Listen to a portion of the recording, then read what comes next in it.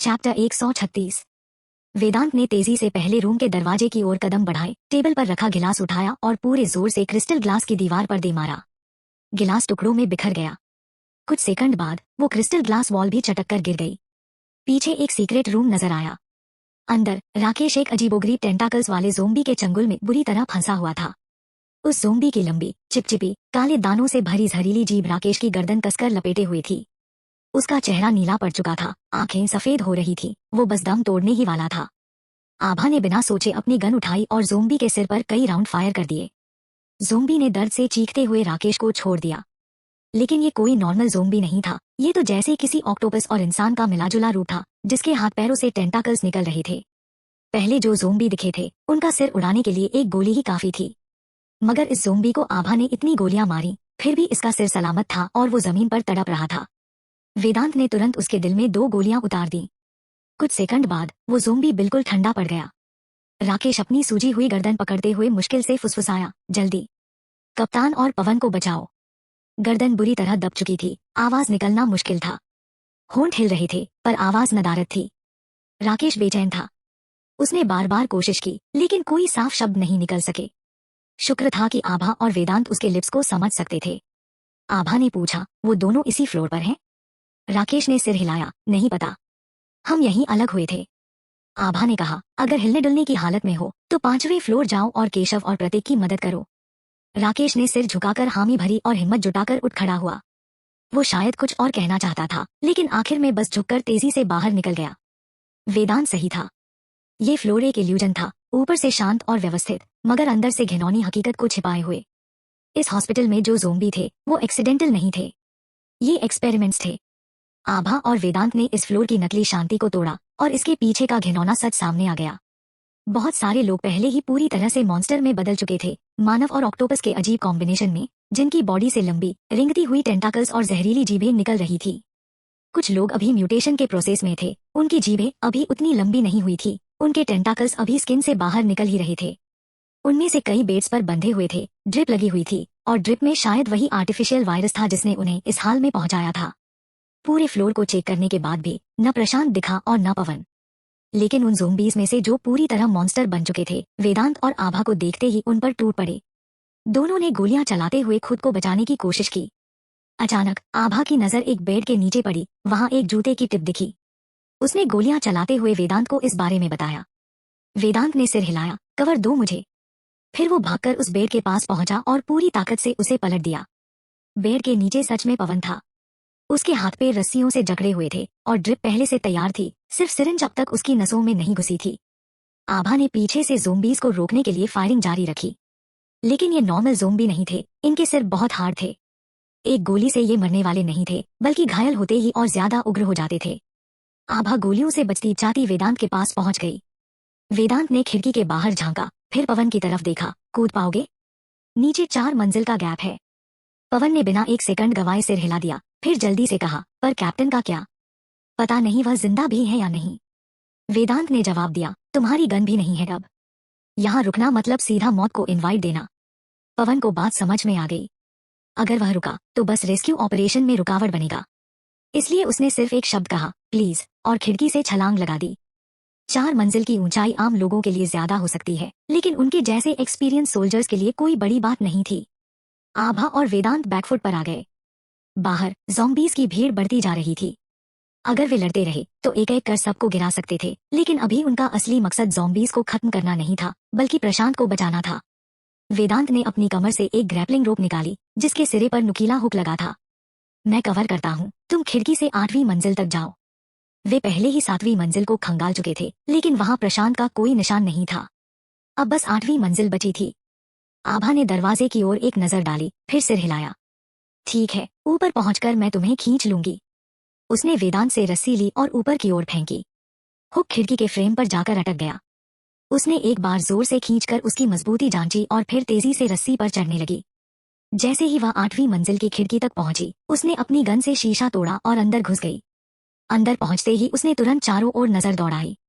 माहौल खतरे से खाली लग रहा था, इसलिए उसने नीचे वेदांत को आवाज दी, लेकिन वेदांत ने तुरंत जवाब नहीं दिया। उसी वक्त नीचे से आ रही गोलियों की आवाज अचानक बंद हो गई। आभा का दिल तेजी से धड़कने लगा। कहीं वेदांत को कुछ हो तो नहीं गया। वह रस्सी पकड़कर नीचे जाने ही वाली थी कि अचानक वेदांत खिड़की से छलांग लगाते हुए रस्सी पकड़कर हवा में झूल गया। जैसे ही वह 7वीं मंजिल की खिड़की से बाहर निकला, अंदर से एक जबरदस्त धमाका हुआ। ब्लास्ट इतना तेज था कि 8वीं मंजिल की खिड़कियां भी हिल गईं और जहां हुक फंसा था वह भी ढीला पड़ गया। आभा ने झट से गिरती हुई रस्सी को पकड़ लिया और पूरी ताकत से वेदांत को ऊपर खींचने लगी। सौभाग्य से आभा ने पिछले कुछ महीनों से अपनी फिटनेस पर खूब काम किया था, वरना आज शायद वेदांत को खींच पाना उसके लिए मुश्किल होता। आभा ने वेदांत को खिड़की के किनारे तक खींच लिया और उसका हाथ पकड़कर ऊपर खींचने ही वाली थी कि तभी उसे अपनी पीठ के पीछे किसी के होने का एहसास हुआ। वह जानती थी कि यह हालत कितनी खतरनाक थी। अगर उसने खुद को बचाने की कोशिश की तो वेदांत नीचे गिर सकता था, लेकिन अगर उसने वेदांत को खींचा तो वह खुद खतरे में पड़ सकती थी। उसने एक सेकंड भी बर्बाद नहीं किया और फौरन फैसला ले लिया। उसने बिना पीछे देखे पूरी ताकत से वेदांत को ऊपर खींच दिया। जैसे ही वेदांत खिड़की के अंदर कूदा, उसने अपनी बांह बढ़ाकर आभा के सिर की रक्षा की। जो वार आभा के सिर पर पड़ना चाहिए था वह सीधा वेदांत के हाथ पर लगा। हमलावर ने देखा कि उसका वार नाकाम हो गया है तो वह तुरंत भागने के लिए मुड़ा, लेकिन आभा इतनी आसानी से किसी को भागने नहीं देने वाली थी। उसने तेजी से अपनी गन उठाई और भागते हुए हमलावर की पीठ पर गोली दाग दी। लेकिन अजीब बात यह थी कि उसके शरीर से खून नहीं निकला। बुलेट प्रूफ जैकेट पहनी है इसने। आभा ने तुरंत अपनी गन को ऊपर उठाया, इस बार सीधा सिर पर निशाना साधा। बुलेट प्रूफ जैकेट ने उसे सीने पर बचा लिया था, लेकिन उसके सिर पर सिर्फ एक नकाबनुमा ऊनी टोपी थी जो उसे किसी भी तरह से नहीं बचा सकती थी। लेकिन तभी उस हमलावर ने अपनी जेब से कुछ निकाला और उनकी ओर फेंक दिया। वेदांत ने झट से आभा को पकड़कर एक तरफ खींच लिया। अगले ही पल घना धुआं पूरे कमरे में भर गया। उस धुएं की तीखी गंध से उनका सिर चकराने लगा। यह धुआं जहरीला है, हमें फौरन यहाँ से निकलना होगा। वेदांत ने आभा का हाथ पकड़ा और दरवाजे की तरफ दौड़ पड़ा। चैप्टर 137। वेदांत ने आभा का हाथ कसकर पकड़ा और याददाश्त के सहारे दरवाजे की ओर दौड़ पड़े। दोनों ने ग्लव्स पहने हुए थे, इसलिए एक दूसरे की हथेलियों की गर्माहट महसूस नहीं कर सकते थे, लेकिन आभा को साफ साफ महसूस हो रहा था कि वेदांत का हाथ हल्का कांप रहा था। अभी कुछ देर पहले ही उसने इसी हाथ से उसे बचाने के लिए वार झेला था। वेदांत तेजी से आभा को कमरे से बाहर ले गया। जिसने उन पर हमला किया था वह तब तक गायब हो चुका था। तुम्हारा हाथ ठीक है? आभा ने पूछा। वेदांत ने सिर हिलाया। मैं ठीक हूँ, पहले प्रशांत को ढूंढते हैं। अगर जख्म जानलेवा नहीं था तो उसे देखने का अभी सही समय नहीं था।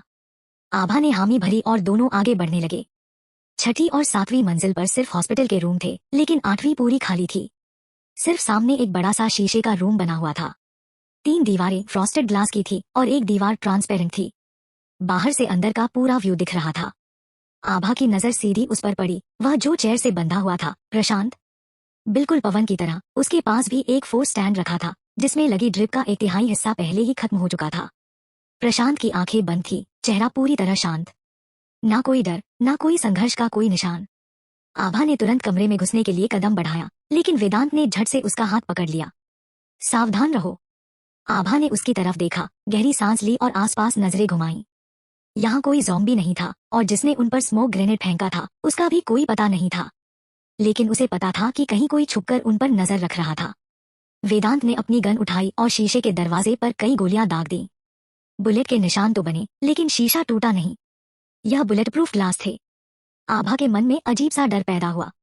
अगर प्रशांत को बचाना था तो इस दरवाजे को खोलना पड़ेगा, लेकिन बुलेट प्रूफ ग्लास इतनी आसानी से नहीं टूटेगा। तभी वेदांत ने अपने बूट से एक छोटा सा चाकू निकाला। उसने चाकू के म्यान से शीशे पर जोर से खरोंचें डाली और फिर उसी जगह पर दोबारा गोलियां चलाईं। पलक झपकते ही शीशे में बड़ा सा छेद बन गया। आभा मन ही मन चौंक गई। तुम्हारे पास हर चीज रहती है क्या? वेदांत ने उसकी तरफ बिना देखे कहा। मैं अंदर जाकर प्रशांत को निकालता हूँ, तुम बाहर से कवरेज दो। फिलहाल उनका दुश्मन अंधेरे में था और वे खुले में, इसलिए एक का बाहर रहना जरूरी था। आभा ने उसकी तरफ देखा, फिर सिर हिलाया। ठीक है, संभल कर। वे सिर्फ पार्टनर ही नहीं बल्कि एक दूसरे की ताकत भी थे। चाहे कोई भी अंदर जाए, दोनों एक दूसरे की सेफ्टी के लिए पूरी जान लगा देते। इसलिए आभा ने इस बात पर बहस नहीं की कि अंदर कौन जाएगा। वेदांत शीशे के दरवाजे से अंदर घुसा और अलर्ट मोड में धीरे धीरे प्रशांत की तरफ बढ़ा। ये ग्लास रूम पूरी तरह खुला था, एक ही नजर में हर कोना दिख सकता था। लेकिन 7वीं मंजिल के एक्सपीरियंस के बाद वेदांत हर कदम संभल कर रख रहा था। दरवाजे से लेकर प्रशांत की चेयर तक सिर्फ 30 मीटर की दूरी थी, लेकिन पूरी दूरी तय करने के बावजूद कोई खतरा सामने नहीं आया। वेदांत ने अपने शॉर्ट नाइफ से प्रशांत के हाथ पैर की रस्सियां काट दी और उसकी ड्रिप भी निकाल दी। कई बार उसका नाम पुकारा, लेकिन कोई रिस्पॉन्स नहीं। फिर उसने वही काली लेदर बेल्ट जिससे प्रशांत पहले बंधा था उसके मुंह पर बांध दी और उसे पीठ पर लाद लिया। कमरे में घुसने से लेकर प्रशांत को निकालने तक उन्हें रोकने कोई नहीं आया। यह चीज वेदांत और आभा दोनों को खटक रही थी। यहाँ कुछ तो गड़बड़ है, जल्दी निकलते हैं। वेदांत ने सहमति में सिर हिलाया। हमें पता नहीं कॉरिडोर में क्या होगा, खिड़की से ही निकलते हैं। तुम पहले जाओ, मैं प्रशांत को लेकर पीछे आता हूँ। आभा ने सिर न में हिलाया। तुम पहले जाओ। वेदांत के कंधे पर अभी भी बेहोश प्रशांत था। उसे वेदांत के पीछे रहना था। वैसे भी वो अकेले आसानी से निकल सकती थी। वेदांत कुछ कहने ही वाला था कि आभा ने गन के बट से खिड़की का शीशा तोड़ दिया और रस्सी का हुक फ्रेम पर फिक्स कर दिया। बकवास बंद करो और निकलो। वेदांत ने पीछे देखा, ना दुश्मन ना ज़ोंबी। उसने बिना वक्त गवाए प्रशांत को लेकर रस्सी से नीचे स्लाइड करना शुरू कर दिया। कुछ सेकंड में ही वो जमीन पर था। वेदांत के सुरक्षित उतरते ही आभा भी झटपट खिड़की के बाहर निकली और रस्सी से नीचे आने लगी।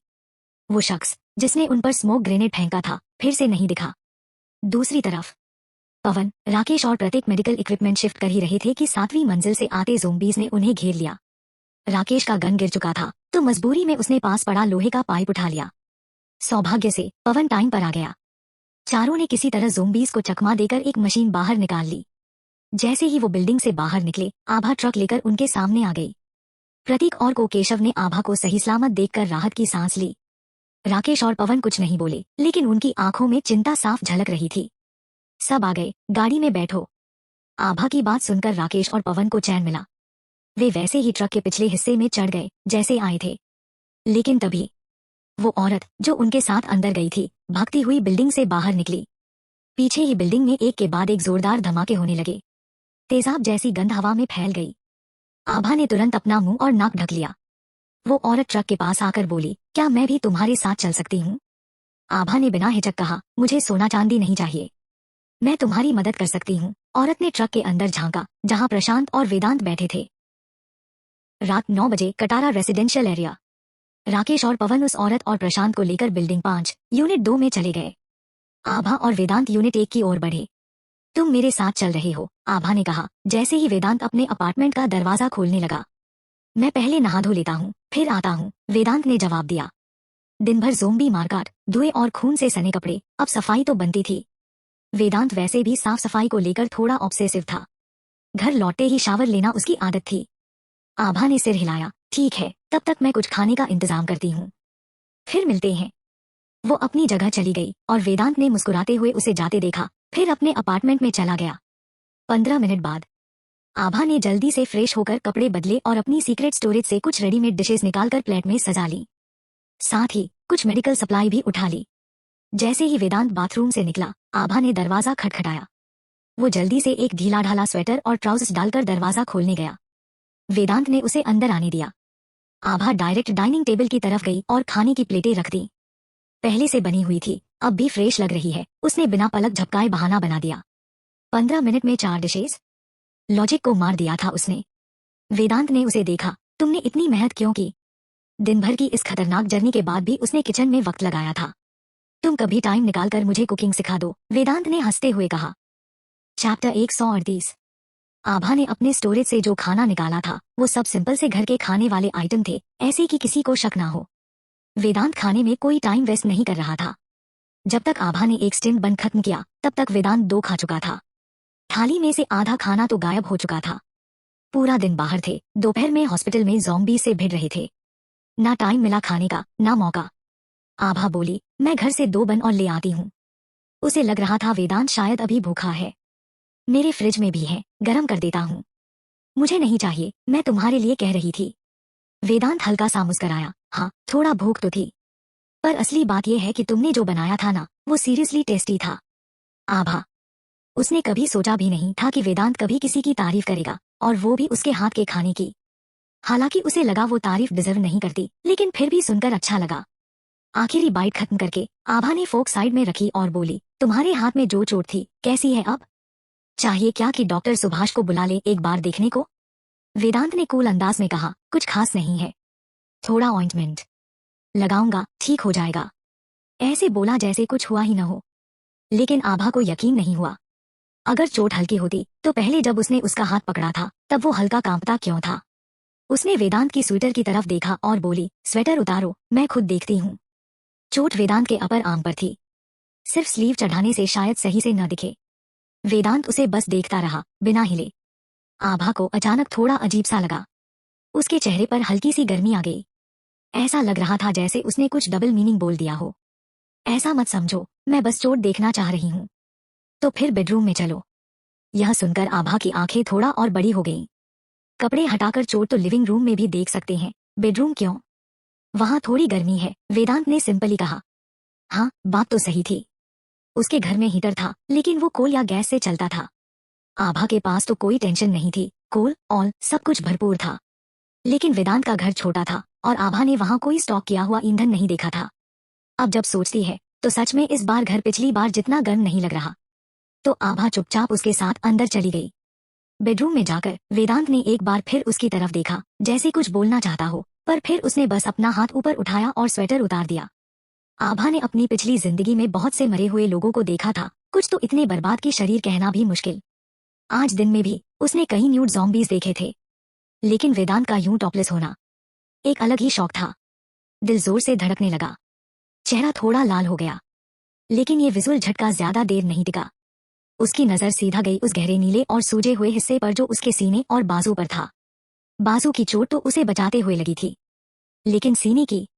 तभी उसे याद आया जब वो हॉस्पिटल के छठे फ्लोर पर थे, बैक टू बैक खड़े होकर दरवाजा खोला था और ज़ॉम्बी आया था। वेदांत कई कदम पीछे लुढ़क गया था। अब सब क्लियर था। वो दोनों बैक टू बैक खड़े थे। अगर वेदांत बचता तो आज चोट आभा को लगती, पर उसने खुद आगे होकर वो हिट लिया, सिर्फ उसे बचाने के लिए। सीने की चोट, बाजू की चोट, सब उसी वजह से थे। वेदांत, तुम्हें ऐसा करने की जरूरत नहीं थी, आभा ने धीरे से कहा, अपने अंदर उठती हुई भावनाओं को दबाने की कोशिश करते हुए। इस नए जीवन में उसने सिर्फ नफरत और अविश्वास को अपने साथ रखा था। इतना कुछ देखा था, लोगों को बुरी तरह मरते हुए, इंसानियत की लालच और गिरावट। लेकिन जब खतरा सामने आया, वेदांत ने बिना कुछ सोचे उसे अपनी बॉडी से बचाया। और बस सब कुछ थोड़ा बदल गया। उसे दूसरों की बेरहमी से डर नहीं लगता था, क्योंकि वो खुद और भी ज्यादा बेरहम हो सकती थी। लेकिन जो चीज उसे डराती थी वो थी किसी का अच्छा बर्ताव। अब वो पहले जैसी नहीं रही थी कि किसी के लिए दिल खोलकर सब कुछ दे दे। तुमने भी मेरी सेफ्टी के लिए अपनी जान को खतरे में डाला, आभा ने वेदांत की आंखों में देखकर धीरे धीरे कहा। वो बाहर से टफ एक्ट करती थी, लेकिन अंदर से बहुत सॉफ्ट थी। जैसे आज उसे पता था कि ऊपर जाना नीचे से ज्यादा रिस्की है, फिर भी वो प्रशांत और बाकी लोगों को ढूंढने ऊपर चली गई। वो चाहती तो सब छोड़ सकती थी, क्योंकि छोड़ना सबसे आसान होता है, लेकिन उसने ऐसा नहीं किया। अब जब देख लिया, क्या मैं कपड़े पहन सकता हूँ? वेदांत ने कहा। आभा ने उसकी तरफ देखा। इस वक्त वेदांत की आंखों में एक शरारती चमक थी, जो आमतौर पर उसके कूल और क्लोज ऑफ नेचर से बहुत अलग थी। लगता है चोट उतनी सीरियस नहीं है, वरना तुम्हारे अंदर जोक मारने का मूड नहीं होता, आभा ने नखरे के साथ कहा और खड़ी हो गई। अगर ठीक हो तो मैं निकलती हूँ। दोनों बेड के किनारे बैठे हुए थे। आभा के उठते ही वेदांत ने उसका हाथ पकड़ लिया। मैंने अभी तक दवा नहीं लगाई। चोट सीने और बाजू पर थी, वो खुद भी लगा सकता था, आभा ने मन में सोचा। लेकिन उसकी आंखों में देखकर आभा कुछ भी कठोर नहीं कह पाई। खैर, वो तो आई ही थी उसकी हेल्प करने, अब पीछे क्यों हटे? ठहरो, मैं दवा लेकर आती हूँ। आभा बाहर गई और दवा लेकर लौटी। उसने ट्यूब से दवा हथेली पर ली, उसे रगड़कर गर्म किया और फिर धीरे से वेदांत के सीने पर रखकर मसाज करने लगी। वेदांत की बॉडी काफी फिट थी, चेस्ट और एब्स पूरी तरह से डिफाइंड। जैसे ही आभा की हथेली उसके सीने पर लगी, उसके मसल्स हल्के से कांप गए। दर्द हो रहा है क्या? आभा ने हल्का रुककर पूछा, फिर उसकी आंखों में देखा। वेदांत ने कुछ सेकंड उसे देखा, फिर नजरें हटाकर बोला, नहीं, बिल्कुल नहीं। इस दवा का असर तभी अच्छे से होता है जब अच्छे से मसाज हो, थोड़ा और सह लो। आभा ने फिर से दवा निकाली, हथेली में रगड़कर दोबारा लगाया। उसने ये प्रोसेस 3 बार रिपीट किया। तुम्हारी बाजू बहुत सूज गई है, कहीं हड्डी तो नहीं फ्रैक्चर हो गई? मैं ऊपर जाके डॉक्टर रमेश को बुला लाती हूँ, एक बार देख लेंगे। वो बोलते हुए उठ गई, उसके हाथ में अब भी चिकनाई थी। इस वक्त उसका पूरा फोकस वेदांत की चोट पर था, वो उसके एक्सप्रेशन पर ध्यान ही नहीं दे पाई। अचानक वेदांत ने आभा को अपनी ओर खींचा, उसकी कलाई को हल्की मजबूती से पकड़ते हुए, और उसे अपनी बाहों में ले लिया। उसकी बाहें उसकी पीठ के चारों ओर लिपट गईं। आभा चौंक पड़ी, उसकी गहरी आंखें ऊपर उठीं और वेदांत की नजरों से टकराईं। वो कुछ बोल पाती या सोच पाती, इससे पहले ही वेदांत थोड़ा झुका और उसके होंठ आभा के होंठों से मिल गए। पहले तो वो बस हल्के से छुए, जैसे कोई टेस्ट कर रहा हो, नरम, गर्म और एकदम धीमे। आभा की सांस रुक गई, उसके होंठ हल्के से कांपे, क्योंकि ये उसका पहला किस था। फिर वेदांत ने अपनी पकड़ थोड़ी और सख्त की और उसके होंठ अब पूरी तरह आभा के होंठों पर दब गए। वो दबाव नरम लेकिन गहरा था। उसकी ऊपरी होंठ आभा की निचली होंठ को हल्के से थाम रही थी और फिर उसने धीरे से उसे खींचा, जैसे हर पल को महसूस करना चाहता हो। आभा के होंठ अनजाने में हल्के से खुले और वेदांत ने उस मौके का फायदा उठाया। किस अब और गहरा हो गया। आभा का दिमाग सुन्न पड़ गया। उसका शरीर एक अजीब सी गर्मी और ठंडक के बीच झूल रहा था। उसकी नर्वसनेस अब एक अनजाने रोमांच में बदल रही थी और वो खुद को उस एहसास में खोता हुआ पा रही थी। वेदांत की सांसें तेज थी और हर बार जब वो हल्का सा हिलता, उसके होंठ आभा के होंठों पर एक नया कोण बनाते, जैसे वो हर बार कुछ नया ढूंढ रहा हो। आभा अभी भी वैसे ही खड़ी थी, उसके हाथ हवा में लटके हुए। वेदांत ने एक पल के लिए अपने होंठों को उसके होंठों से अलग किया, बस कुछ इंच का फासला, और उसकी गर्म सांसें अब भी आभा की स्किन पर नाच रही थी। आंखें बंद करो, उसने धीमी भारी आवाज में कहा, जिसमें एक अजीब सी मिठास थी। फिर उसने आभा के कांपते हाथों को उठाया और अपनी कमर पर रख दिया, अपनी उंगलियों से हल्का सा दबाते हुए। वेदांत की कमर सख्त और ठंडी थी, उसकी त्वचा के नीचे मांसपेशियां साफ महसूस हो रही थी, जबकि आभा की हथेलियां गर्म थी। उसने सोचा कि हाथ हटा ले, लेकिन वेदांत के होंठ फिर से उसके होंठों पर लौट आए और इस बार उसका किस और गहरा था। आभा होंठों को पूरी तरह अपने में समेटते हुए, जैसे वो उसे कहीं जाने ही न देना चाहता हो। वेदांत का एक हाथ उसकी पीठ पर सरक गया, उसे और करीब खींचते हुए, जबकि दूसरा उसकी गर्दन के पीछे था। उंगलियां उसके बालों में हल्के से उलझी हुईं।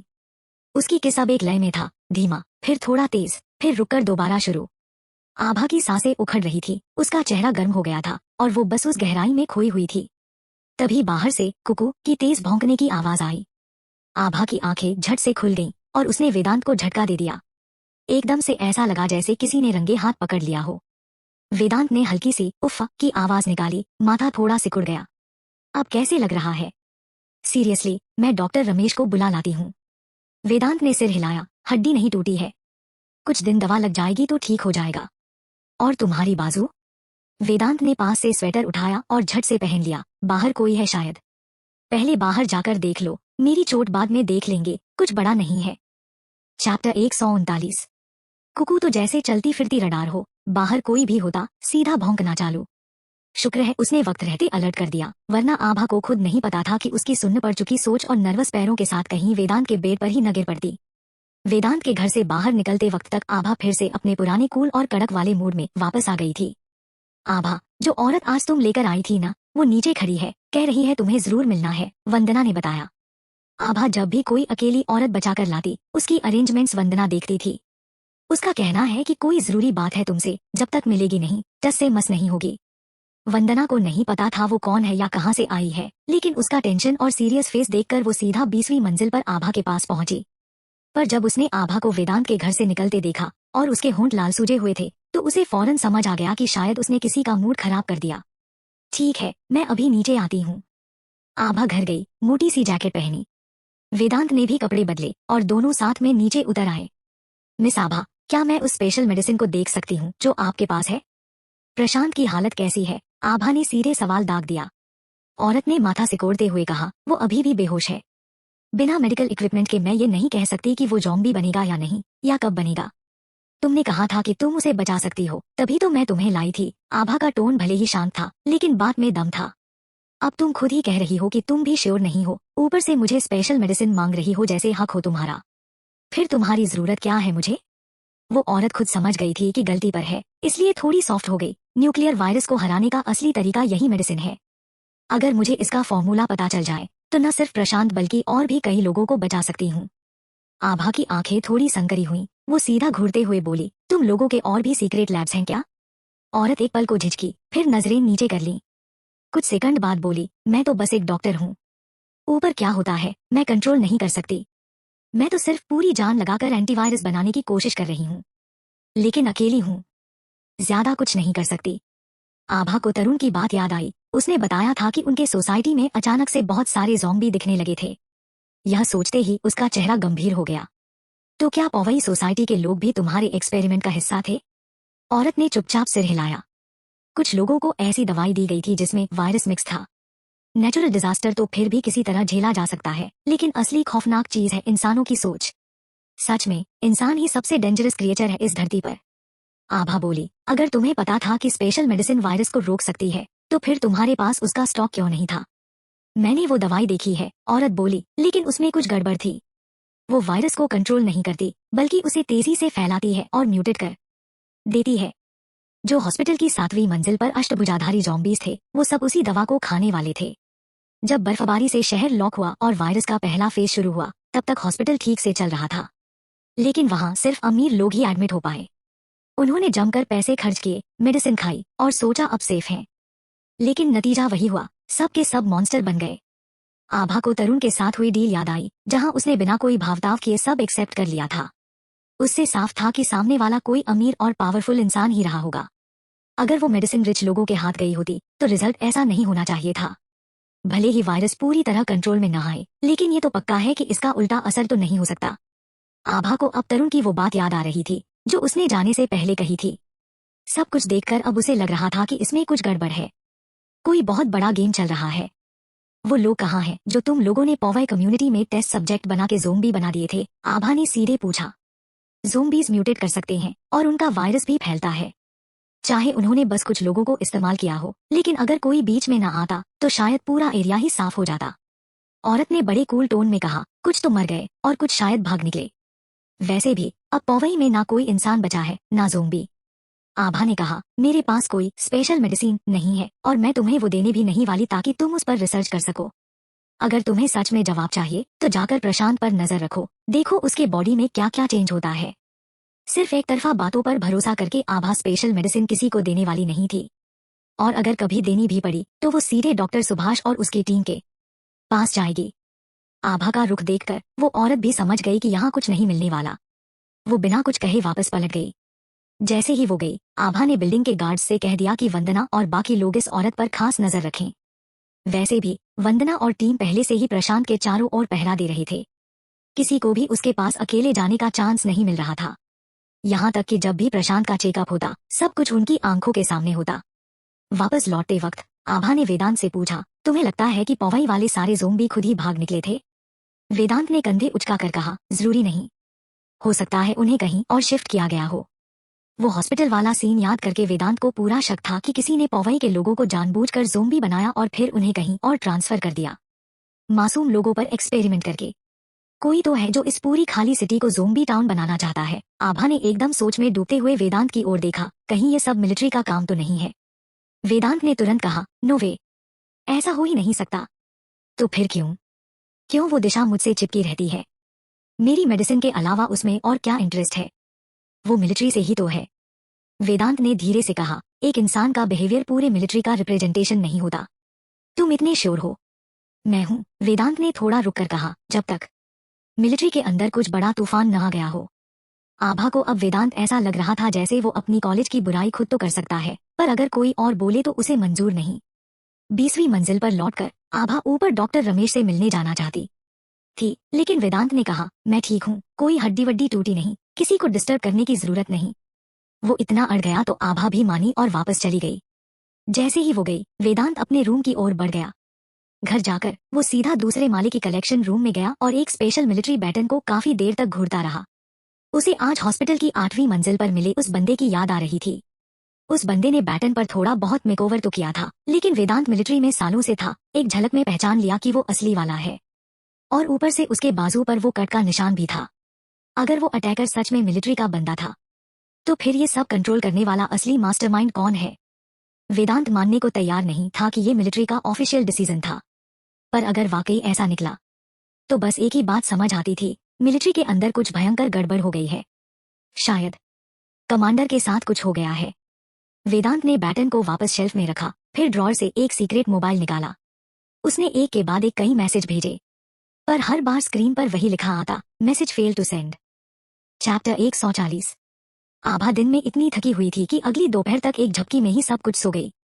कुकू तो जैसे इंसानों से भी ज्यादा समझदार निकला। उसे पता था कि आभा सो रही है, तो वो चुपचाप लिविंग रूम में बैठा रहा, ना एक आवाज, ना कोई डिस्टरबेंस। आभा ने उठते ही कुकू के लिए 3 बड़े चिकन लेग्स और एक बड़ा सा मटन का पीस निकाल दिया, तब जाकर वो खुद किचन में खाना बनाने चली गई। अब तो उसे आदत हो गई थी हर बार 2 लोगों का खाना बनाना। अभी खाना बन भी नहीं पाया था कि वेदांत ने दरवाजा खटखटाया। कमर पर एप्रन बंधा हुआ, पूरा हस्बैंड मटेरियल लुक में, लाइक सीरियसली, कोई इतना परफेक्ट कैसे हो सकता है? आभा ने मन में सोचा। फ्रेश हो जाओ, फिर आकर खाना खा लेना, वेदांत ने कहा।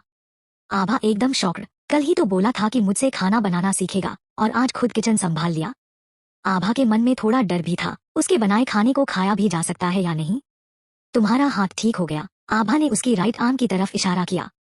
उसे याद था कि वेदांत राइट हैंडेड है। तो फिर कुकिंग? वेदांत बोला, लेफ्ट हैंड से किया सब। आभा कुकू को लेकर 2002 वाले अपार्टमेंट में पहुंची। टेबल पर 3 सब्जियां और एक सूप, और सच में सब दिखने में काफी बढ़िया लग रहे थे। तुम तो कहते थे तुम्हें खाना बनाना नहीं आता। अभी अभी सीखा, वेदांत ने कूल टोन में कहा। थोड़ी उम्मीद के साथ आभा ने एक बाइट ली, लेकिन मुंह में डालने के बाद वो बाइट वहीं फ्रीज हो गई। उसे समझ ही नहीं आ रहा था कि क्या रिएक्शन दे। क्या हुआ? इतना बेकार है क्या? वेदांत ने पूछा। खुद भी एक बाइट लेकर टेस्ट किया और तुरंत मुंह बना लिया, फिर उस बाइट को थूक दिया। चलो 2 सैंडविच बना देता हूँ। सिंपल होता है, उसमें मसाले वसाले नहीं डालने पड़ते। गलती की कोई गुंजाइश ही नहीं। आभा ने बड़ी मुश्किल से उस नमकीन और बेस्वाद बाइट को गले से नीचे उतारा और बोली, छोड़ो, मेरे पास पहले से बना हुआ खाना है, गरम करके ले आती हूँ। वो घर गई, अपनी सीक्रेट स्टैश से कुछ डिशेस निकाली और वेदांत के घर वापस ले आई। चावल वेदांत ने पहले ही पका लिए थे। थोड़े हार्ड थे, लेकिन खाए जा सकते थे। वैसे तुम्हारे घर में फ्यूल खत्म हो गया है क्या? मेरे पास थोड़े कोयले के गोलियां, ब्रिकेट्स एक्स्ट्रा हैं, दे सकती हूँ, आभा ने पूछा।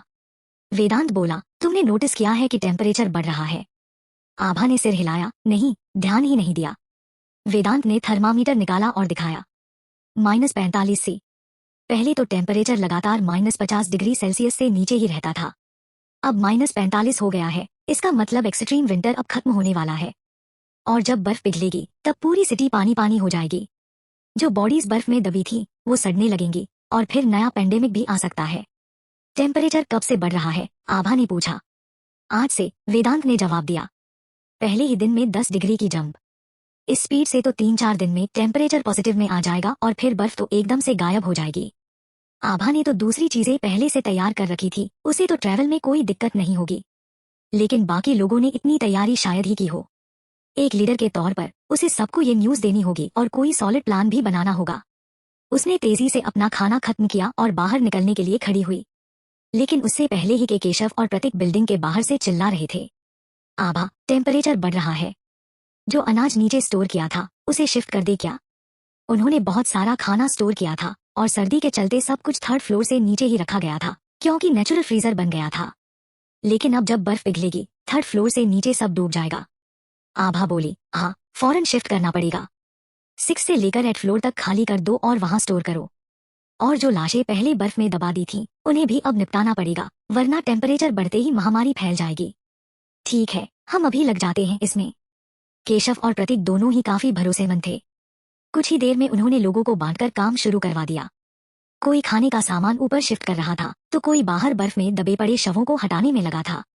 आभा ने सोचा कि जब तक तापमान पूरी तरह से नहीं बढ़ता तब तक और कुछ चक्कर लगा ही लिए जाएं। तो वो निकल पड़ी, आसपास के सारे सुपरमार्केट्स और शॉपिंग मॉल्स को खंगाल डाला। पहले जो लोग सिर्फ सर्दी से बचने वाले सामान ढूंढ रहे थे, हीटर, जैकेट्स, ब्लैंकेट्स, वो अब गर्मियों के आइटम्स जैसे पंखे, मच्छरदानी और समर कपड़े को देखकर भी नहीं रुकते थे। आभा के लिए तो सोना मिल गया। उसने धड़ाधड़ समर सप्लाई समेट ली, ऊपर से फर्नीचर फैक्ट्री से फर्नीचर और सेफ्टी गियर की दुकानों से भी बहुत कुछ बटोर लिया। उसे जो भी दुकान दिखी, काम की हो या बेकार, सब कुछ अपने स्पेस में ठूंस दिया। भविष्य में क्या होगा कोई नहीं जानता, इसीलिए जब तक ये सामान बाढ़ में डूबा नहीं है बटोर लो। कल किसने देखा, पहले जब वो वेदांत और टीम के साथ जाती थी तब अपने स्पेस का यूज नहीं कर पाती थी, लेकिन अब वो अकेले जाती थी, सारा काम तेजी से हो जाता।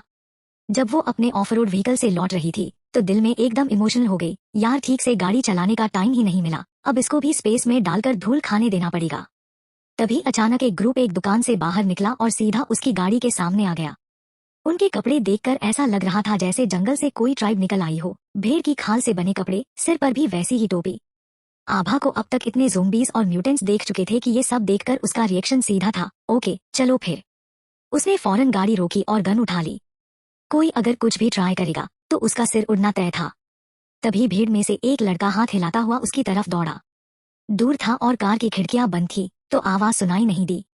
वो लड़का समझ गया कि आभा को उसकी बात समझ नहीं आ रही, तो उसने अपनी टोपी हटाई, चेहरा दिखाया और फिर कुछ चिल्लाया। आभा ने खिड़की थोड़ा नीचे किया और तभी सुना, आभा। तरुण। लड़का तुरंत जोश में सिर हिलाने लगा, हाँ आभा, मैं ही हूँ। यकीन नहीं हो रहा आपको फिर से देख पा रहा हूँ। पहले जब आभा की डील तरुण से हुई थी तब वो एकदम क्लीन कट फ्रेश दिखने वाला बंदा था। अब उसके बाल और दाढ़ी एकदम बेतरतीब थे और उन भेड़ की खाल के कपड़ों के साथ तो वो बिल्कुल पहाड़ी जंगली लग रहा था। भले ही पहचान लिया हो लेकिन आभा ने गार्ड डाउन नहीं किया। बंदूक हाथ में लिए वो गाड़ी से उतरी और वहीं खड़े होकर तरुण से बात करने लगी। तुम ऐसे कैसे हो गए? तुम तो गांव लौट गए थे ना? तरुण ने कहा, गया था, लेकिन वहां भी ज़ोंबीज आ गए। आसपास के कई गांव तबाह हो गए। बचे खुचे लोग यही हैं। मैंने सोचा गांव में मरने से अच्छा है कि शहर आकर कुछ दवाई वगैरह ढूंढ लें, शायद कुछ चमत्कारी इलाज मिल जाए। आभा ने एक नजर उसके साथ आए लोगों पर डाली। 30-40 लोग होंगे, हाथ में खेती बाड़ी वाले औजार। सॉरी आभा, मुझे नहीं पता था कि आप हो।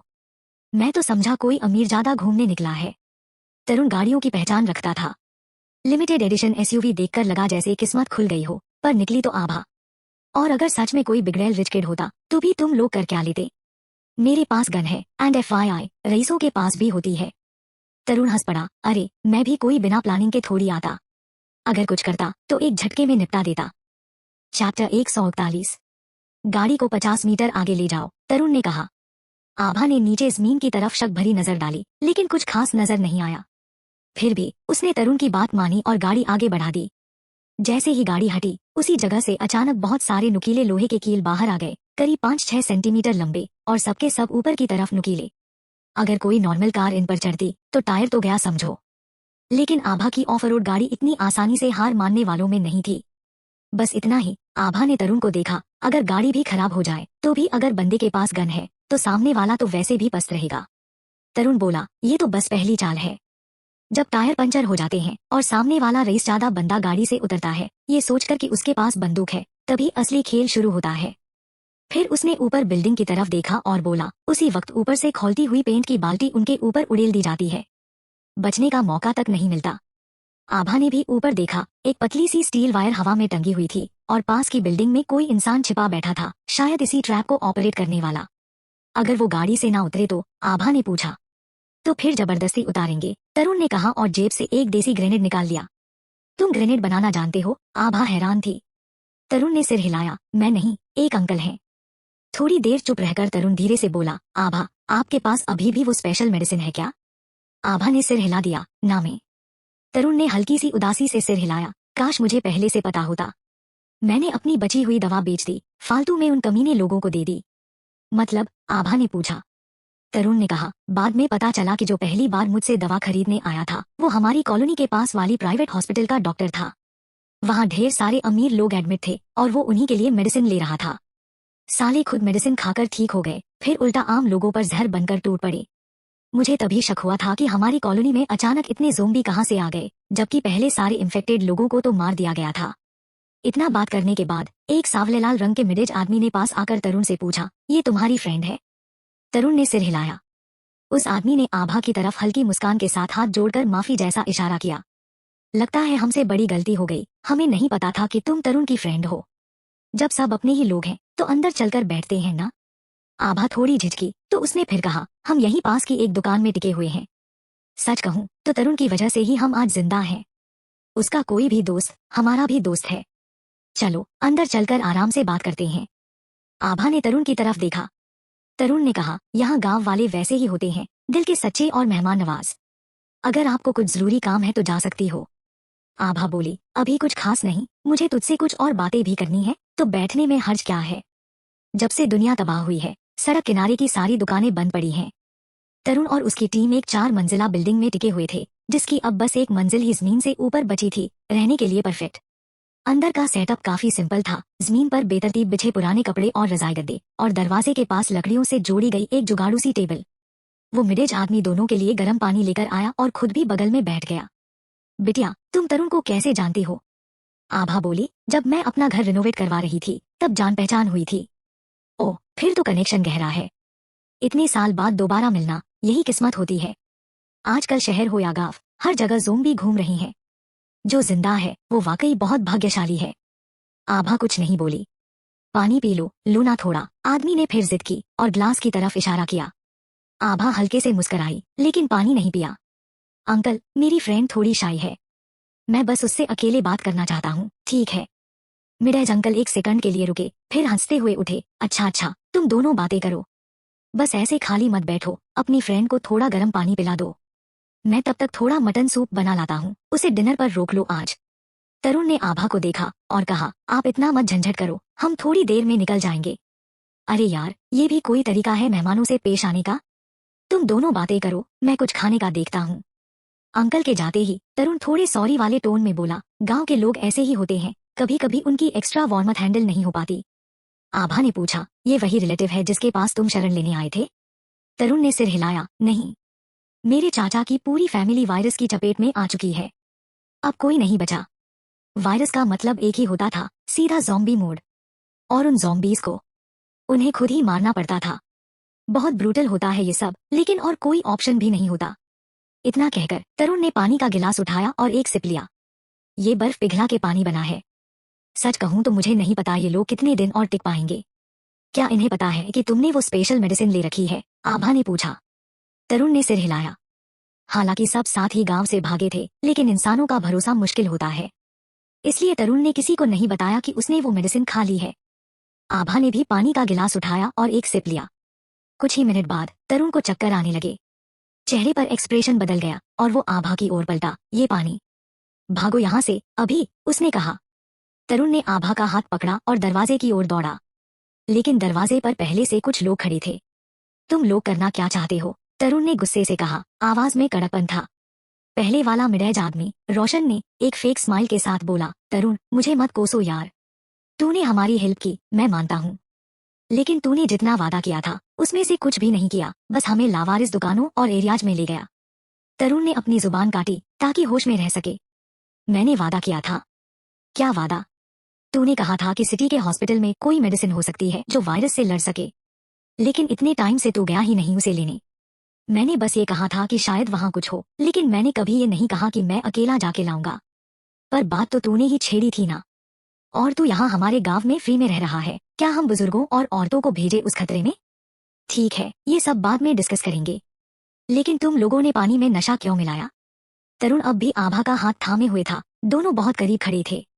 आभा ने देखा कि उसके माथे पर पसीने की बूंदें आ चुकी थी। वो बस किसी तरह खुद को संभाले हुए था।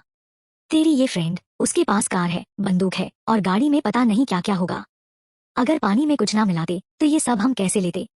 तरुण लड़खड़ाया, दांत भींचते हुए बोला, रोशन मैंने तुझे कभी धोखा नहीं दिया और तूने मेरे साथ ये किया। ऐसे मत बोलो यार, हमने भी तुझे अच्छा ही ट्रीट किया है। जब से तू आया है हमने तुझे खाना दिया, छत दी, यहाँ तक कि ये भी नहीं कहा कि तू वायरस साथ ले आया है। हमें तो बस तेरी फ्रेंड की कुछ चीजें चाहिए थी, बस। रोशन ने एक बार फिर आभा को देखा, फिर बोला, मुझे पता है तुझे ये लड़की पसंद है, बाद में तू मेरा एहसान मानेगा। चैप्टर 142। उस लड़की से बंदूक ले लो, कार की चाबी भी निकालो और दोनों को अगले रूम में बंद कर दो। मेरी परमिशन तक खाना वाना कुछ मत देना। रोशन का ऑर्डर मिलते ही कुछ लोग आगे बढ़े, लेकिन आभा को बिल्कुल भी चक्कर न आते देख सब हिचक गए।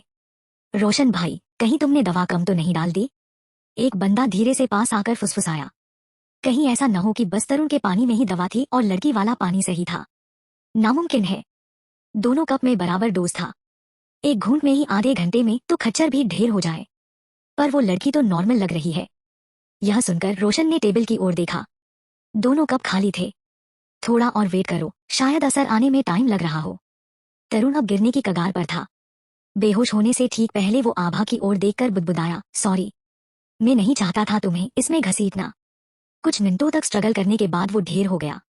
आभा ने उसे पकड़कर धीरे से जमीन पर लिटाया और बर्फ जैसी नजरों से रोशन को घूरा। गांव की गलियों में सिर्फ अच्छे लोग ही नहीं पैदा होते, वहाँ तुम जैसे घटिया लोग ही पैदा होते हैं। तुम्हें जीने का हक नहीं। ये कहते हुए उसने बंदूक तान दी। रोशन भाई, अब क्या करें? वो तो बिल्कुल ठीक है। रोशन के सामने खड़े लोग डर के मारे पीछे हटने लगे। इतना क्यों घबरा रहे हो? हमारे पास देसी बम तो है।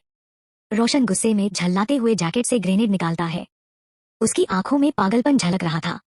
तू कैसे बच गई बे? क्योंकि मैंने तुम्हारा दिया पानी पिया ही नहीं था तो असर कैसे होता? झूठ। मैंने अपनी आंखों से देखा तुमने पानी पिया था।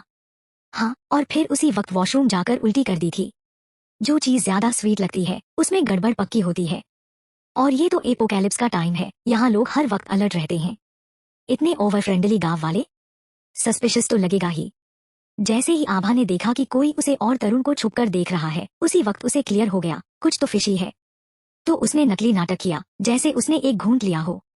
रोशन दांत पीसता हुआ बोला, मैं तो तरुण के खातिर तुझे छोड़ने का सोच रहा था, लेकिन अब तू खुद मुसीबत बुला रही है।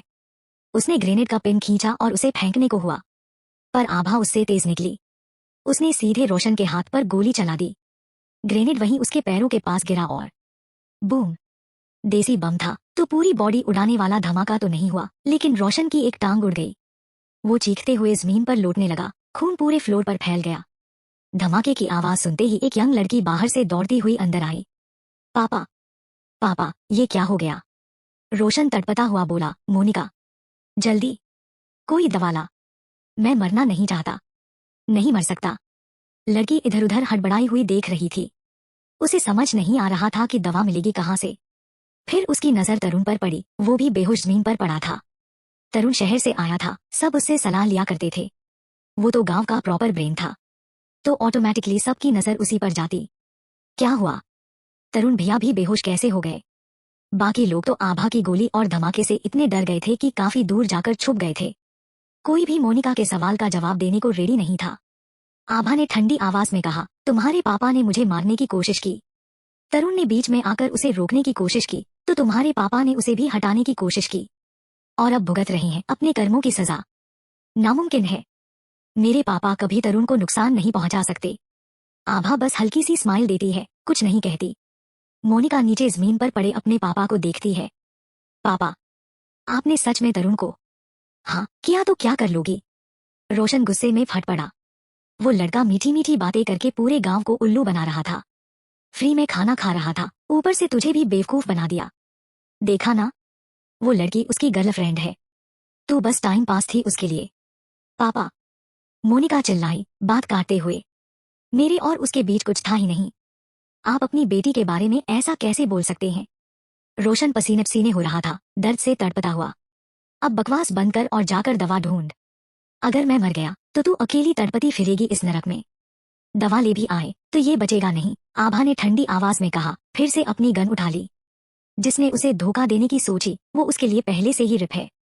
रोशन को अब समझ आ गया था कि ये लड़की मजाक नहीं कर रही। सुनो बहन जी, बातों से हल निकालते हैं ना? ये सब तो बस एक गलतफहमी थी, सच में। ओह हाँ, हमें बेहोश करना मिस्टेक था, और जो तूने देसी बम फेंका वो क्या प्रैंक था? देखो बहन जी, हम गांव के सीधी सादी जनता हैं, हमें शहर की दुनिया की समझ नहीं है। गलती हो गई, बस एक बार माफ कर दो, तरुण के लिए ही सही। ठीक है, आभा बोली। तो चल तरुण से पूछते हैं, अगर उसने कहा कि तुझे माफ कर दूं तो मैं कर दूंगी। लेकिन रोशन ने जो नशा दिया था वो बहुत स्ट्रांग था, तरुण को अभी उठाना नामुमकिन था। फिर भी वही उसकी आखिरी उम्मीद था। मोनिका, जा, कुछ भी कर, बस तरुण को होश में ला। उसने मोनिका को जोर से धक्का दिया। क्या घूर रही है मुझे?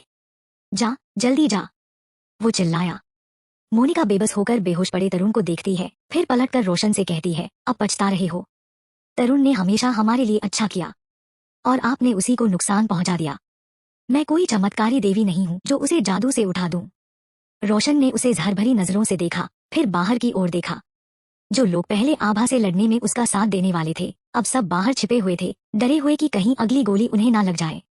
ऐसे मौके पर हर कोई खुद की जान बचाता है। अब किसी को रोशन की परवाह नहीं थी। उसके मुंह तक आया गाली का ढेर वो निगल गया। फिर बोला, अगर मैं उन सब की जान और 10 भेड़ों का मीट दूं तो क्या बदले में तू मुझे छोड़ देगी? मुझे पता है तुम शहर वाले खाने के लिए तरस रहे हो, खासकर मीट के लिए। मेरे पास है, मैं सौदा कर रहा हूँ। वैसे भी सिर्फ मैं ही नहीं चाहता था तुम्हारी गन और गाड़ी, बाहर खड़े वो सब भी उतने ही घटिया हैं। अब तो मेरी एक टांग जा चुकी है, हाथ भी तूने उड़ा दिया। बचूंगा या नहीं कंफर्म नहीं, तो क्यों ना मेरी गोली बचा ले और किसी और पर यूज कर जो तुझे मारना चाहता हो। जो भी कहता है गांव वाले भोले होते हैं, उसे रोशन से मिलना चाहिए था। उसके दिमाग में चालाकियों की कोई कमी नहीं थी। उसे पता था कि आभा उसे शायद माफ ना करे, लेकिन अगर वो मरे तो बाकी सब भी चैन से ना जिए। आभा ने धीरे धीरे गन नीचे की और कड़वी हंसी के साथ बोली, ओ वाह, अब तो लग रहा है जैसे तू मेरी भलाई के लिए डील कर रहा है। जिंदगी सबके लिए मुश्किल है, खासकर तुम जैसी लड़कियों के लिए। चलो मान लो ये मेरी मरने से पहले की एक नेक कोशिश है, थोड़ा पाप धोने के लिए। तू तो पूरी स्पिन मशीन है भाई, आभा ने ताना मारा।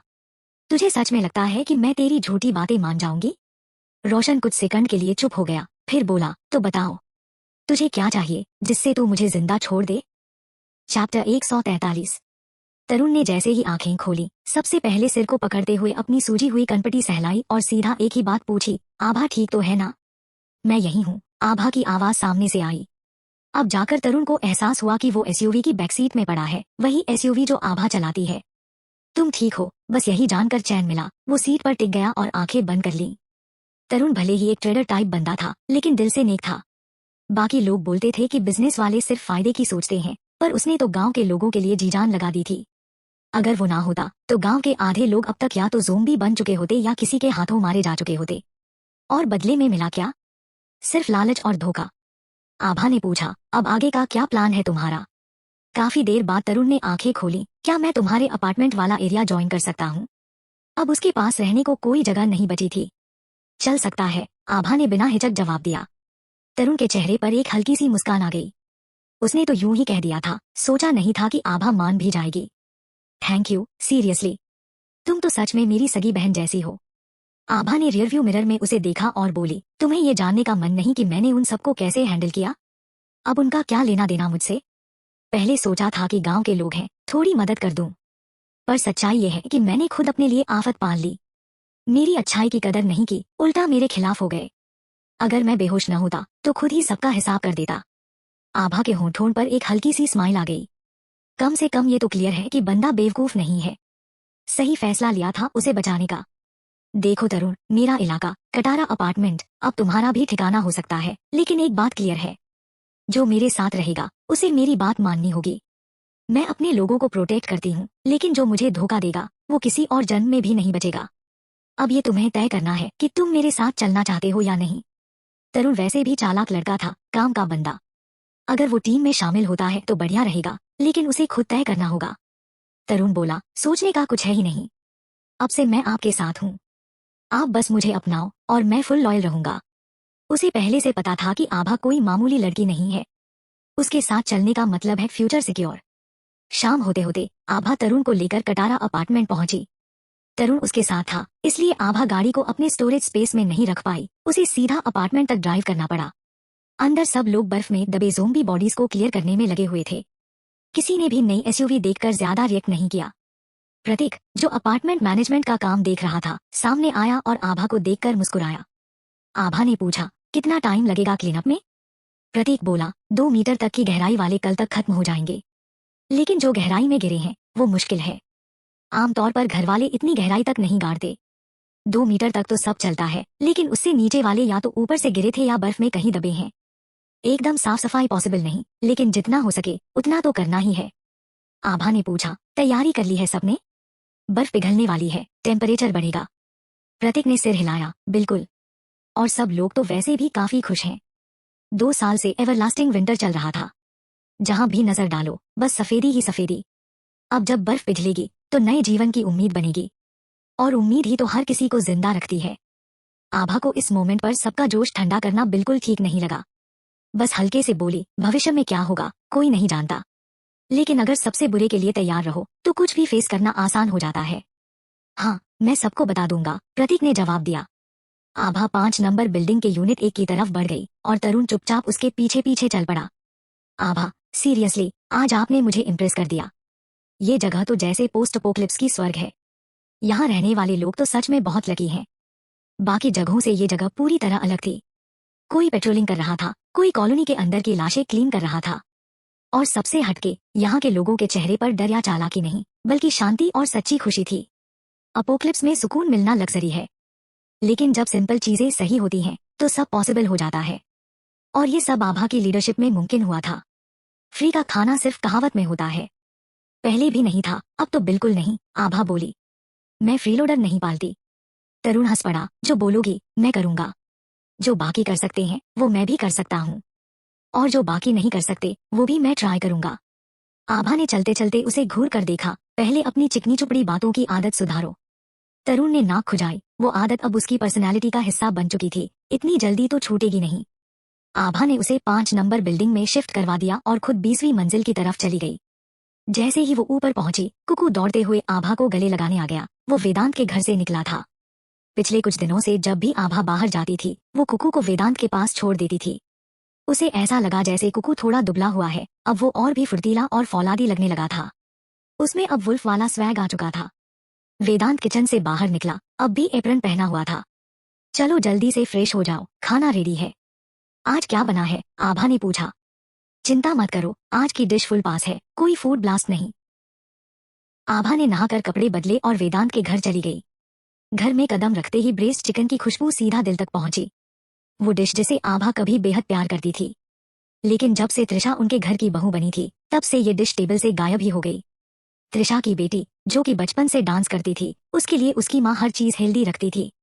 ऑयली चीजें तो पूरी तरह बैन थी।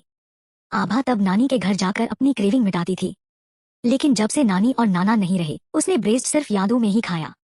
बाहर भी ऑर्डर किया, लेकिन वो स्वाद कभी वापस नहीं आया। तुमने ये ब्रेस्ट चिकन बनाना कहाँ से सीखा? आभा ने डाइनिंग टेबल पर बैठते हुए पूछा। वेदांत 2 बाउल राइस लेकर आया।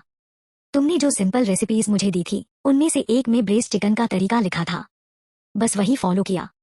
उसने कई बार ट्राई किया था। कुकू तो अब तक मीट से बोर हो चुका था। आभा ने वादा किया था कि उसे कुकिंग सिखाएगी, लेकिन पिछले 2 दिन वो इतनी बिजी रही कि टाइम ही नहीं मिला। तो बस एक नोटबुक में कुछ बेसिक रेसिपीज लिख दी थी। उसे याद भी नहीं था कि उसने ब्रेस्ट चिकन की रेसिपी भी उसमें डाली थी। वेदांत ने पीछे से वही नोटबुक निकाली और उस पेज को खोला जिसमें वो रेसिपी लिखी थी। आभा ने नजर डाली और एक ही पल में पहचान गई। वो उसकी नानी की हैंडराइटिंग थी। नानी की लिखावट बहुत प्यारी थी। आभा ने बचपन में उन्हीं से लिखना सीखा था, इसलिए उसकी लिखावट भी वैसी ही बन गई थी। अब वो यादें थोड़ी धुंधली हो चुकी थी, लेकिन जैसे ही उसे देखा आभा की आंखों में नमी आ गई। वेदांत को नहीं पता था वो किसकी हैंडराइटिंग है, लेकिन वो समझ गया कि ये आभा के लिए बहुत स्पेशल है। उसने धीरे से आभा के गाल पर हाथ रखा और बोला, आभा, मुझे नहीं पता मैं कितने दिन जिंदा रहूंगा, लेकिन जब तक मैं हूँ तुम्हारा हमेशा ध्यान रखूंगा, तुम्हें प्रोटेक्ट करूंगा और कभी तुम्हें तकलीफ या अपमान नहीं सहने दूंगा। चैप्टर 144। वेदांत को आभा के फैमिली बैकग्राउंड के बारे में थोड़ी बहुत जानकारी थी। उसे ये सब तब पता चला जब कुछ लोग 20वीं मंजिल पर लूट के इरादे से आए थे और बातें करते वक्त फालतू बकवास कर गए थे। उनका कहना था कि आभा अपने माँ बाप की इज्जत नहीं करती, अपनी छोटी बहन को तंग करती है, दिल से कोल्ड, एहसान फरामोश और धोखेबाज है। लेकिन वेदांत को हमेशा से लगता था हर इफेक्ट के पीछे कोई ना कोई रीजन जरूर होता है। और जैसा उसने सोचा था हकीकत भी कुछ वैसी ही थी। आभा बेरहम नहीं थी, बस उसके फैमिली वाले ही इंसान कहलाने लायक नहीं थे। आभा ने वेदांत की तरफ देखा और ऐसा लगा जैसे उसके दिल के चारों तरफ जो दीवार उसने खड़ी की थी वो धीरे धीरे पिघल रही हो। चलो खा लेते हैं, बहुत भूख लगी है, आभा ने कहा ऑकवर्ड सी स्माइल के साथ। उसे वेदांत से बहुत कुछ कहना था, लेकिन वो खुद ही अपने शब्दों से शर्मा रही थी। तो उसने टॉपिक चेंज कर दिया ताकि उस हल्की सी अजीब चुप्पी को ब्रेक किया जा सके। भले ही शुरुआत में कुछ ट्रायल एंड एरर हुए, पर आखिर में खाना काफी टेस्टी बना। आभा ने 2 बाउल चावल खा लिए, फिर प्लेट साइड में रख दिए। डिश में बस कुछ मांस के टुकड़े बचे थे। आभा बोली, ये कुकू के लिए रख देते हैं। वो कुकू जो पास ही टहल रहा था अपना खाना डाइजेस्ट करने के लिए। उसका नाम सुनते ही सरसराता हुआ वहां से गायब हो गया। वेदांत ने किचन क्लीन किया और बाहर आकर आभा को एक glass Hajmola style Hawthorne juice दिया। तेल मसाले का डोज तो हो गया, अब थोड़ा डाइजेशन भी जरूरी है। आभा ने चखते ही बोला, तुम्हारे पास तो काफी इंटरेस्टिंग चीजें हैं। ये जूस भी कमाल है। वेदांत से लिया था, वेदांत ने कैजुअली कहा। आभा ने गिलास के ऊपर से वेदांत को हल्की सी नजरों से देखा। वेदांत से बहुत बढ़िया बॉन्ड है तुम्हारा। Just okay okay. हम दोनों अलग तरह के लोग हैं, वेदांत ने शोल्डर उचकाते करते हुए जवाब दिया। आभा ने कहा, मेरी तलवार भी उसी के स्टोर से था। सिर्फ तलवार ही नहीं, बल्कि वो विंडब्रेक जैकेट, उसके ट्रैकिंग पैंट्स और वो बूट्स सभी उस आउटडोर स्टोर से लिए गए थे। ये सब चीजें जो वो कभी अफोर्ड नहीं कर पाती थी अब उसके पास थी। हाँ, वो तलवार उसके बस की बात नहीं थी। तुम पर ही सही लगती है, वेदांत बोला। आभा ने ऐड किया, सिर्फ तलवार नहीं, और भी बहुत कुछ लिया था मैंने। वेदांत ने कहा, अगर तुम नहीं लेती तो कोई और उठा लेता। आभा के चेहरे पर एक सुकून सा उतर आया। अब उसे कुछ भी छुपाने की जरूरत नहीं थी। तुमने ही वेदांश के लिए वो यूनिमॉक बुक कराया था। ऐसा गाड़ी आमतौर पर किसी आर्मी कनेक्शन से ही आती है। आभा ने मन में सोचा। हाँ, डैड ने कहा था हेल्प कर दूं, वेदांत ने कहा। डैड यानी वेदांत के फादर। वो सच में वेदांश को बहुत पैम्पर करते थे, वरना इतना कुछ हाथ में थमाकर फ्रिफ्लो नहीं छोड़ते। एकदम नई गाड़ी, रोड पर भी नहीं चली थी और मुझे सस्ते में मिल गई, अनाया बोली। उसकी कार का परफॉर्मेंस मेरी वाली से मैच नहीं करता। बाहर जाना हो तो मेरी वाली लेना, वेदांत ने एक स्मार्ट रिमोट उसकी तरफ बढ़ाते हुए कहा। तुम्हें पता है मेरी गाड़ी कहाँ पार्क है? आभा ने लंबी सांस ली। पता नहीं दोबारा कभी गाड़ी चला भी पाएंगे या नहीं। बर्फ और बर्फबारी के बाद जब सब पिघलेगा तो पूरा शहर पानी में डूब जाएगा। तो फिर बाहर चलो, कुछ और इक्विपमेंट ले आते हैं, वेदांत ने पूछा। किस टाइप का इक्विपमेंट? आभा ने चौंकते हुए पूछा। याच, वेदांत ने सीधा बोला। आभा की आंखों में एकदम एक्साइटमेंट चमक उठी। कहाँ मिलेगी याच? मीठी नदी पे। मीठी नदी इतनी बड़ी थी कि उसमें क्रूज शिप्स भी चल सके। आभा पहले ही वेदांश के स्टोर से एक रबर डिंगी और एक इन्फ्लेटेबल स्पीड बोट ले चुकी थी। अगर शहर सच में पानी में बदल भी गया तो उनके पास ऑप्शंस थे, लेकिन अगर उनके पास एक याच हो तो फिर बात ही कुछ और होगी। कहीं ये फिर वेदांश की चीजें तो नहीं होंगी? आभा ने हल्के अंदाज में पूछा। उसने पहले सुना था कि कई रिच किड्स याच पार्टीज वगैरह रखते हैं, पर जब वेदांत ने सिर हिलाया तो वो चौंक गई। हाँ वही है। आइडिया सुनने में तो काफी कूल लग रहा था, लेकिन असली टेंशन ये थी कि याच को वापस कैसे लाया जाएगा और रखा कहाँ जाएगा। अगर आभा अकेली जाती तो वो सीधे अपनी डायमेंशन में याच स्टोर कर सकती थी, पर अगर वेदांत साथ गया तो फिर ये चीजें सोचनी पड़ेंगी। तो याच लेकर आएंगे कैसे और रखेंगे कहाँ? वो बोली। वेदांत ने जवाब दिया, हमारे पास वो सेमी ट्रेलर ट्रक है ना, उससे खींच लेंगे। और सोसाइटी इतनी बड़ी है, एक याच क्या पूरी नाव रख सकते हैं वहाँ। ठीक है, कल चलते हैं मीठी नदी की तरफ एक चक्कर लगाने। वेदांत ने फिर पूछा, आज बाहर जाना कैसा रहा? ठीक ठाक। एक पुराना दोस्त मिला, तरुण नाम है उसका, उसे साथ ले आई। वेदांत को पता था कि आभा ने किसी से स्पेशल मेडिसिन की डील की थी, पर यह नहीं पता था कि वो तरुण ही था। आभा ने खुद ही बताया, जिसने मुझसे स्पेशल मेडिसिन ली थी ना, वही है। काफी लॉयल लगा मुझे। उसने उन गांव वालों का जिक्र नहीं किया जो उसे लूटना चाहते थे, क्योंकि बात वही थी, जो हो गया वो बीत गया। मैं आज प्रशांत को देखने गई थी, अब भी कोमा में है पर हालत स्टेबल है। शायद स्पेशल मेडिसिन ने उसके अंदर इंजेक्ट किए गए वायरस को रोका हो, वरना वो अब तक जॉम्बी बन चुका होता। पर उससे पूरी तरह ठीक होना आसान नहीं होगा। सोनाक्षी क्या कहती है? वेदांत ने पूछा। सोनाक्षी वही डॉक्टर थी जो आभा के साथ वापस आई थी, वेदांत बोला। उसने कहा कि अगर 3 दिन में जॉम्बी बनने के कोई लक्षण नहीं दिखे तो शायद बच जाएगा। कल सुभाष और बाकी लोगों को भी भेजते हैं, शायद उनके पास कुछ हल हो। थोड़ी देर आराम करने के बाद आभा और वेदांत ऊपर गए, बॉक्सिंग प्रैक्टिस की। फिर आभा कुकू को लेकर नीचे चली गई। शावर लेते वक्त आभा ने अपनी हथेली में बनी हुई कमल की आकृति को देखा। वो उसका आखिरी सीक्रेट ट्रम्प कार्ड था, जिससे वो अपनी जान बचा सकती थी। और ये बात वो किसी को नहीं बताने वाली थी, वेदांत को भी नहीं। तापमान उम्मीद से जल्दी बढ़ गया था। जब सुबह 6 बजे आभा उठी तो देखा कि 2 साल से जमी बर्फ और बर्फबारी पूरी तरह गायब थी और सोसाइटी अब एक पूरा जल समुद्र बन चुकी थी। पानी में लाशें और कूड़ा बह रहा था। नजारा वैसा ही डरावना था, बस अब बर्फ की जगह पानी था। शुक्र था कि रात में चुपचाप जाकर उसने अपना ऑफ रोड व्हीकल डायमेंशन में स्टोर कर लिया था, वरना आज तो पानी में तैर रही होती। कुकू खिड़की के पास खड़ा बाहर फैले पानी को देखकर बेचैनी से आवाजें निकाल रहा था। वो दिन में 2 बार बाहर घूमने जाता था, पर अब तो दूसरे माले तक पानी चढ़ा हुआ था, न नीचे जा सकते थे न कहीं और। आभा ने उसके सिर पर हाथ फेरा और बोली, अगर बाहर जाना है तो जल्दी से तैरना सीख लो, समझे? कुकू ने उसे 2 बार देखा, फिर दरवाजे की तरफ भागा। उसे तैरना सीखना है, वो वेदांत से तैरना सीखना चाहता है। आभा ऊपर गई और सुभाष को प्रशांत की हालत के बारे में बताया। जब डॉक्टर रमेश ने सुना कि कोई लोग जिंदा इंसानों पर वायरस एक्सपेरिमेंट कर रहे थे तो उसका गुस्सा फूट पड़ा। पागल हो गए हैं क्या ये लोग? न्यूक्लियर पॉल्यूशन से आया वायरस ही क्या कम था जो अब खुद से ज़ॉम्बी बना रहे हैं। सुभाष ने रमेश से शांत अंदाज में कहा, पर उसका चेहरा भी सख्त हो गया था। ये वायरस कंट्रोल करने की कोशिश नहीं कर रहे, ये तो जानबूझकर ज़ॉम्बी बना रहे हैं। हकीकत यही थी, वो प्राइवेट हॉस्पिटल सच में ज़ॉम्बी बना रहा था। पर दिक्कत ये थी कि ये सब कर कौन रहा था, ये अब तक समझ नहीं आ रहा था। आभा ने पूछा, आपने पहले कहा था कि स्पेशल मेडिसिन का फॉर्मूला आपके पास नहीं है, आप बस उसका एक हिस्सा बनाते हो। पर दवाइयाँ बिना फॉर्मूला के कैसे बनती हैं? बिना रेसिपी के केक थोड़ी बनता है ना। चैप्टर 145। तुम्हें शायद नहीं पता, पर जो हमें मिला था वो एक अधूरा फॉर्मूला था, दवाई का बस आखिरी हिस्सा। उस हिस्से में ज्यादा टेक्निकल चीजें नहीं थी और उसे किसी भी फार्मा फैक्ट्री में प्रोड्यूस किया जा सकता है, डॉक्टर रमेश ने कहा। वरना हम दिन रात ये एक्सपेरिमेंट क्यों करते रहते, ताकि उस स्पेशल मेडिसिन का सबसे क्रिटिकल हिस्सा निकाल सकें। आप भी ने सिर हिलाकर सब समझ लिया। यही असली क्वालिटी होती है किसी टॉप क्लास डॉक्टर की। डॉक्टर सुभाष और डॉक्टर रमेश, आप दोनों को मेरे साथ यूनिट 2 चलना होगा, प्रशांत की कंडीशन देखने के लिए। सुभाष ने तुरंत हाथ हिला दिया, अरे इसमें ट्रबल क्या है, अब तो हम सब एक टीम हैं।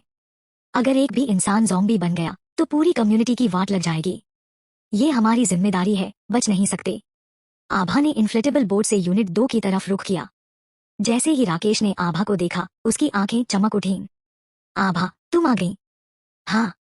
प्रशांत की हालत कैसी है अब? राकेश ने लंबी सांस ली। जैसा था वैसा ही है। सांसें चल रही हैं, पर होश में आने के कोई सिग्नल नहीं मिल रहे। बाहर तो पूरा इलाका समंदर बन चुका था। बाहर जाना नामुमकिन था। प्रशांत के सारे लोग उस कमरे में उसके पास ही बैठे थे। जैसे ही आभा अंदर आई, सब खड़े हो गए। अब उनके लिए आभा कोई आम लड़की नहीं, वो अब एक भगवान जैसी बन चुकी थी। सुभाष और डॉक्टर रमेश चुपचाप प्रशांत के बेड के पास पहुंचे और उसकी हालत ध्यान से चेक करने लगे। फिर सुभाष ने आभा की तरफ देखा। वो उसे एक किनारे खिड़की के पास ले गया। क्या रिपोर्ट है? सुभाष बोला, तुमने जो हॉस्पिटल में ऑक्टोपस जैसे ज़ॉम्बीज के बारे में बताया था, उनमें जो वायरस था वो समुद्री जीवों से आया लगता है। अब ये कंफर्म नहीं है कि प्रशांत के अंदर जो वायरस डाला गया वो भी वही है या कुछ और। अगर हम वायरस की टाइप कंफर्म कर लें तो शायद मैं उसके लिए एंटीवायरल बना सकूं। अभी के लिए एक ही ऑप्शन है, उसे स्पेशल मेडिसिन का एक और डोज देना पड़ेगा। एक सेकंड रुककर सुभाष ने फिर कहा, वैसे तुम्हें ये भी जानना चाहिए, उस स्पेशल मेडिसिन में खुद भी एक वायरस होता है जो न्यूक्लियर पॉल्यूशन वाले वायरस को ब्लॉक कर देता है। पर अगर कोई नया मैनमेड वायरस हुआ तो उस पर क्या असर होगा, ये कोई नहीं जानता। कुछ भी हो सकता है, अच्छा भी और बुरा भी। आभा की आईब्रो सिकुड़ गई। वो थोड़ी देर सोचती रही, चुप। क्या कहीं उसकी थ्योरी गलत तो नहीं? क्या जो अमीर लोग हॉस्पिटल में ज़ॉम्बी बन गए वो असली स्पेशल मेडिसिन नहीं बल्कि कोई नकली मेडिसिन खा बैठे थे? या फिर स्पेशल मेडिसिन और मैनमेड वायरस का कॉम्बिनेशन ही उन्हें ज़ॉम्बी बना गया? फिलहाल तो और कोई ऑप्शन नहीं था। आभा ने सुभाष और डॉक्टर रमेश को वापसी के लिए बोट भेज दी। फिर उसने राकेश से कहा, सोनाक्षी को बुलाओ जरा।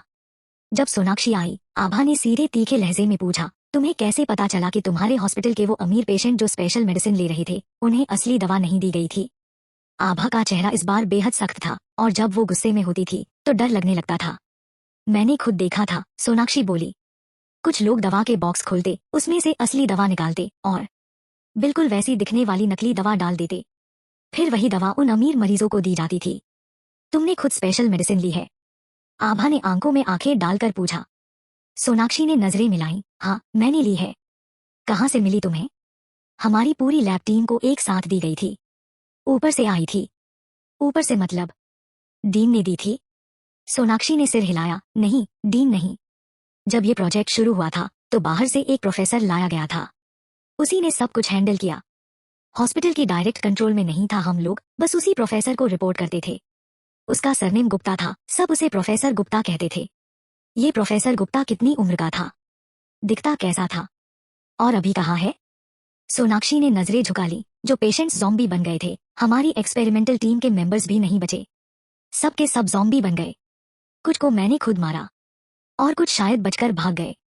आभा ने एकदम सीधे आंखों में देखा। तुम्हारी टीम के सारे लोग ज़ॉम्बी बन गए और तुम बच गई? बिना एक खरोंच के? कैसे? उसकी नजरें सोनाक्षी के चेहरे की हर एक हरकत को पढ़ रही थी। सोनाक्षी बोली, उस दिन मैं सोकर लेट हो गई थी। जब हॉस्पिटल के ईस्ट विंग पहुंची तो अंदर घुसते ही कुछ अजीब सा लगा, इसलिए थोड़ा सतर्क रही। फिर देखा कि हर तरफ ज़ॉम्बीज ही ज़ॉम्बीज। नर्स स्टेशन से एक फोर्स स्टैंड उठाया और कुछ को मारते हुए निकल गई।